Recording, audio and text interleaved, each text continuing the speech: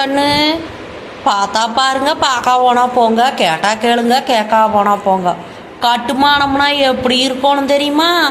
வீடு கட்டி பல 100 வருஷத்துக்கு பில்டிங் எப்படி இருக்குதோ அந்த மாதிரி ஒரு கட்டுமானம் மட்டும் இல்லை.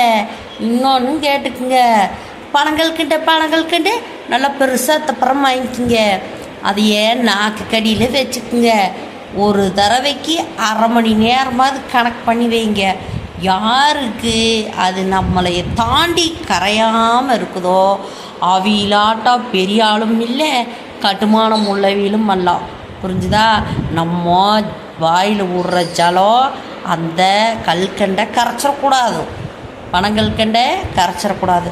இந்த டெஸ்ட்டு யாருக்கு பண்ணியிருக்கிறாங்க தெரியுமா? யாருக்குன்னு சொல்லட்டுமா?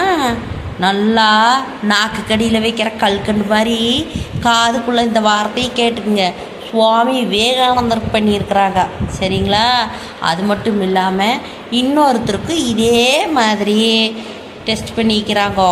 அதை ஆறுன்னு கண்டுபிடிச்சி கமெண்ட் பண்ணுங்கள், ஓகேவா? இன்னொரு நாளைக்கு சந்திக்கலாம். Good night.